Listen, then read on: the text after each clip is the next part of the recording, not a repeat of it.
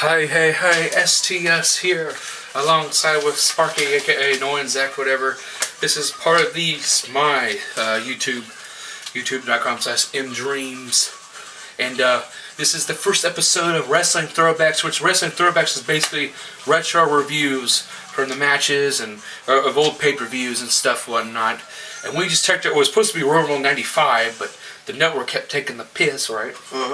So we ended up switching back and forth because I have a Fire Stick, Amazon, but if you're not close to the damn router, you are shit out of luck. But it was still buffering a little bit though. But we checked out, he's never seen Royal Rumble 1992. My friend Jason was the one that recommended to me. Yeah, so, and I've seen Royal Rumble 1992 well, I haven't seen the full entirety, but I've seen the Royal Rumble, so we're going to talk about that later on. But that's what it is. It's in Albany, New York, at the Knickerbocker Arena. Where did the Knicks? You said Knicks play? I think the Knicks used to play there. I don't know. New York Knicks? Because the Knicks used to be called the Knickerbockers. So I don't know if it was. I don't know the whole truth. I don't have Wikipedia on me or anything because my phone's dead. And he'd never seen Royal Rumble 1992, and he's like, you know, it was either going to be 1995, which was a terrible. It was one of the worst years ever. We'll get that later on. But Royal Rumble 1992, one hell of an event, and it was a pretty awesome event. You can check it back, watching this. Just what's your thoughts of this? Watching it, of that pay-per-view from watching now. It feels weird. Yeah. It feels weird looking back at Taker and all these old guys. Yeah. Again, seeing Hogan.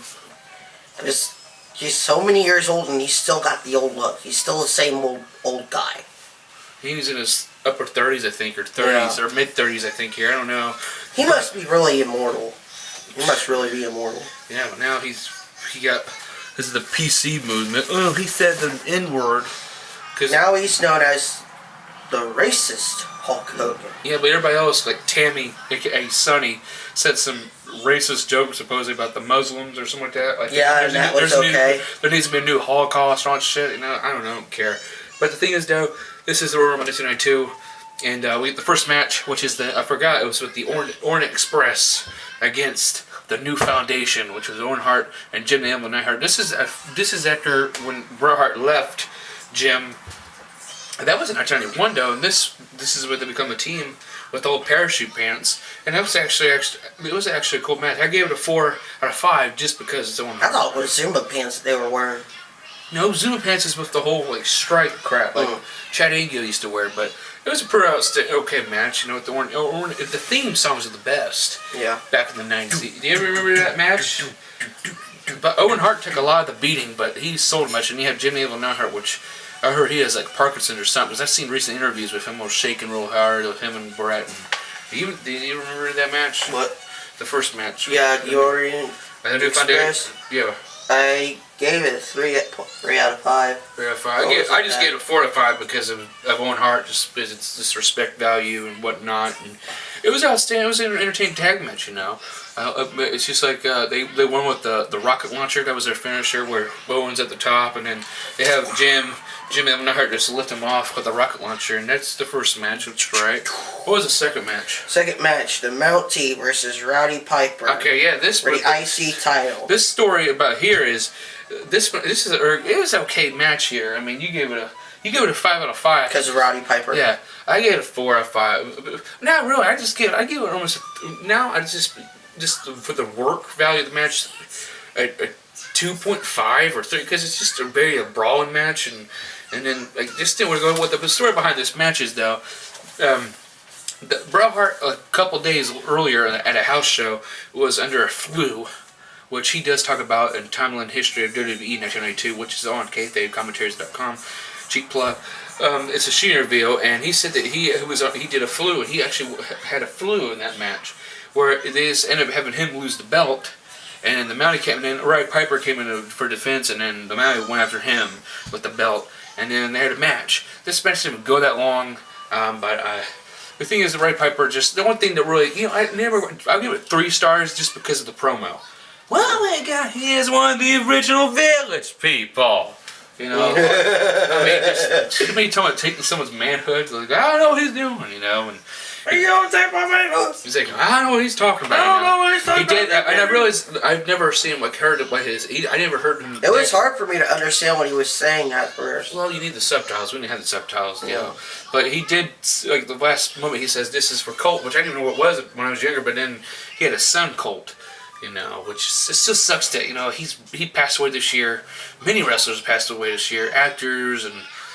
Not a pretty good year if you're a wrestling fan. Yeah, and it hurts. Like, even Nick Bockwin, he just died in like 2 days or two. And I wasn't really close, but I watched it on his AWA documentaries all the time. And I still watch that AWA documentary all the damn time. I got the physical release and I got the damn on the network, But it still sucks for a wrestling guy because you look at him and you watch their matches and it sucks. But right here, just the Roddy Piper, just see him as like, man, he died this year. And I listen to his podcast all the time. That was the first podcast I listened to every Mondays for the last 2 years. But I give it 3. The match wasn't really good work. It was just more of a brawn match. And at the very end, he has the shock, which is the Mounties back in Canada. They use the shock stick, which is basically their version of the taser. But you get 5 of 5, and I give it 3. 5 of 5. All right, what's the next one? The Beverly Brothers versus the Bushwhackers. This I want to see. I haven't seen I've seen clips on YouTube of the sheep herders, which is the Bushwhackers back in the day. Bloody, would bite the hell out of you, make you bleed, beat the hell out of you. This right here is just the comedy. You see the comedy? Yeah, you can just see them as comedy. You see, look at them now compared to a comedy match like Santino and all of them compared to that. No comment.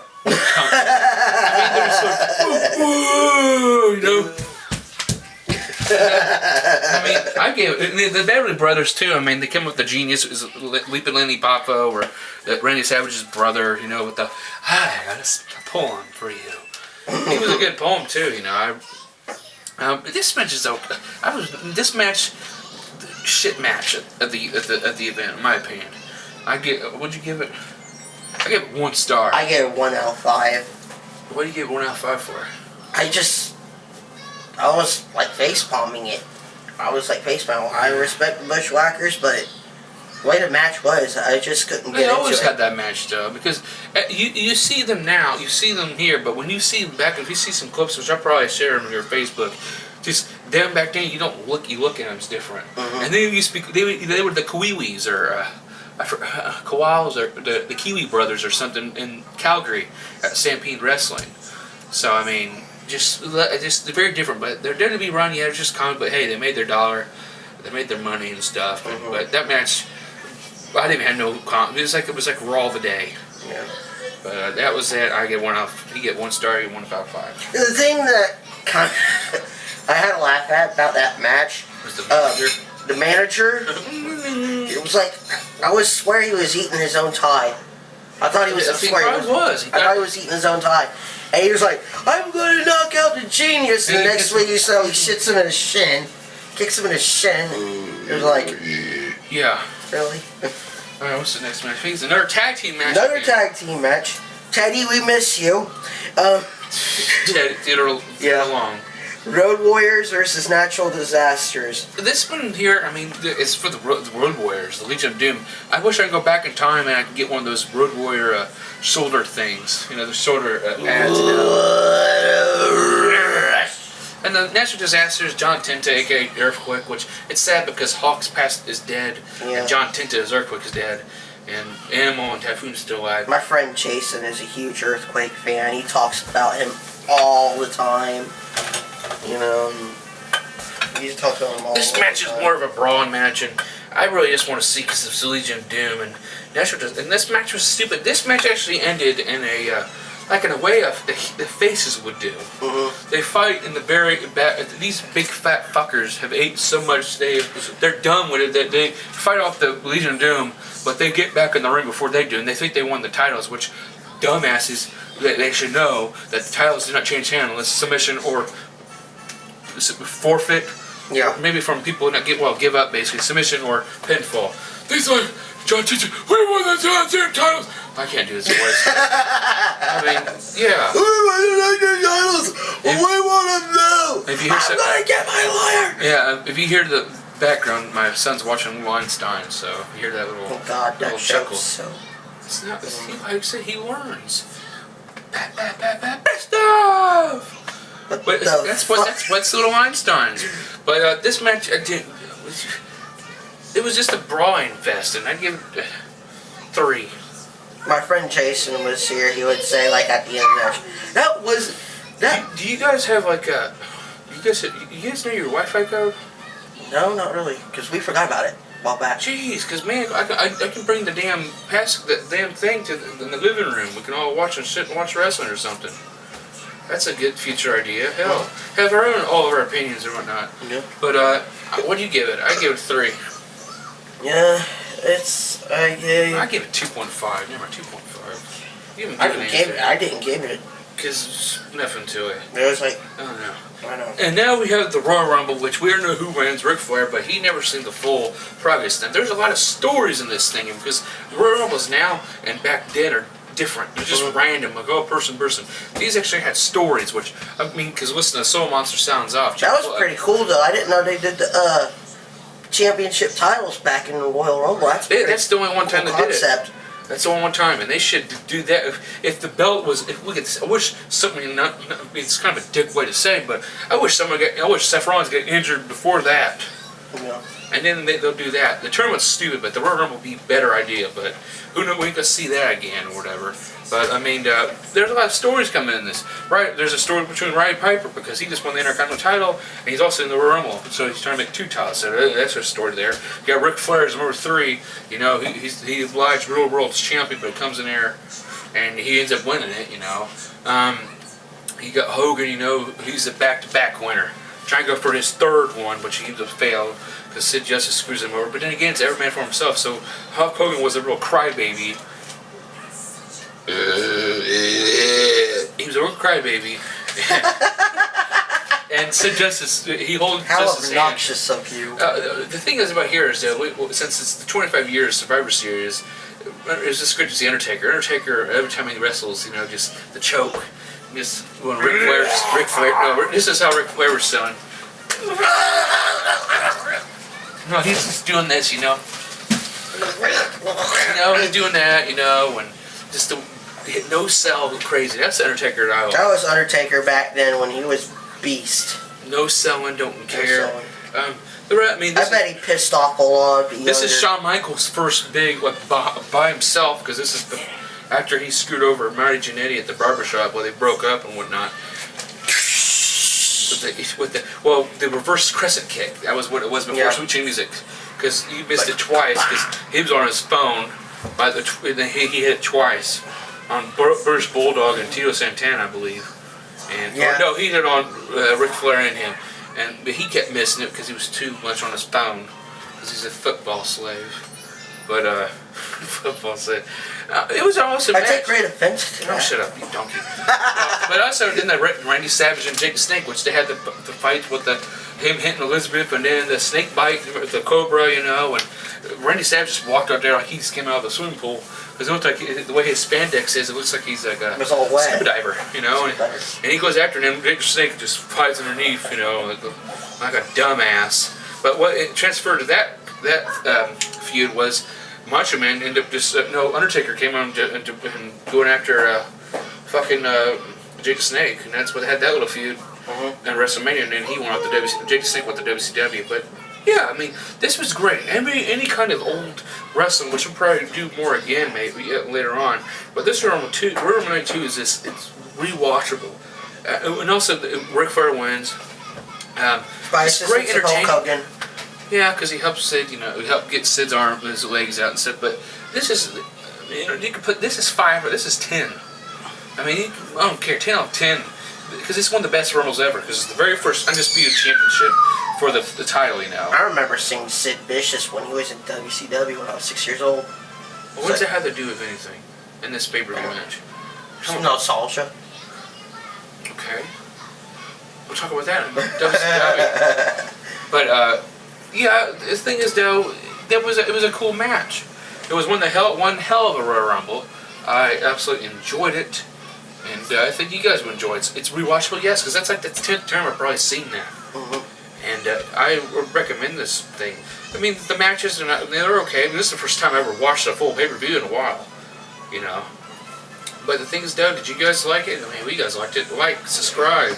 You want to see more videos like this? We're going to keep on doing them without your damn opinion or feedback or any damn thing. This is what we do. We suffer from depression and bipolarness and whatever and anxiety, but what makes us happy is pro wrestling. Talking about wrestling. You know, people say, "We faggots because we watch guys in tights." But when we get our boxers, our dicks don't go up. But when girls come out, they went flying. Well, that's the truth. That's what American Dream says. The dicks go flying. Oh, dicks go flying for the vagina. They go flying for the VJs. VJs. But but this is Orient 1982. This Sunday is coming up. Survivor Series, 2015. 25 years of Undertaker's existence here and the WWE. And we'll be doing the review after Survivor Series Sunday. Hopefully we're gonna have Timmy, so it's gonna be another drunk review, drunk plus hyperness here. And we're gonna try to do that. But Saturday, if it changes, oh well. But me and Zach had planned Saturday to watch a pay-per-view. Watch Survivor Series 1990, the debut of Undertaker. Now, if his whole Wi-Fi code, whatever, if they knew it, like ask somebody or something. Do I have to go over there? Hey, they want to know what their damn Wi-Fi code is. Too afraid to ask. But I mean, I like to go there and get our friends or whatever to watch something. I wish I had the old Royal Rumble DVDs to watch, you know, but the anthologies. They got them on Amazon. I know, but I mean, maybe that's one thing. we're gonna do that someday when I go. Like say, when I go to my grandma's, if it's not late, well, it's gonna be Saturday, and they close at 5 or whatnot. Never mind, but in December or something. Because I'm gonna go over there. They got wrestling movies at the library, and they have the anthology. So now we're gonna go. You don't have a DVD player in the living room. I'll have to bring mine in. I got a DVD player. I didn't use my Blu-ray player. All right, we'll just do that. So there you go. We'll hope we get a bunch of everybody's opinions. If Jason wants to come in, or Mike wants to come, or if not, they just want to be in the video. Just let's have our opinions on that. Just have it everybody together.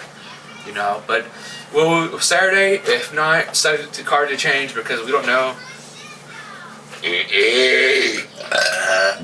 But Survivor Series 1990 will be Saturday, if not next time or whatever. But then again, then after that review, we're going to go do. He wants to do. So what's what we're going to do? We each pick one out. Well, I'm picking 2, but then we're all picking Survivor because it's the Undertaker. But I picked. Well, then after that, we're going to go on and on. Like I'm going to pick. Like I picked Royal Rumble 92. We both picked it in a way. And then Survivor Series is basically my pick, just my Undertaker. But then after that, it's his pick, which he picked. He picks the WCW sold out 1996, 97. I had never seen it. I just seen one of the match with Eddie Guerrero versus Six in the ladder match. So, but I'm STS and you are Knowing that. And we'll see you later. Peace out. See ya.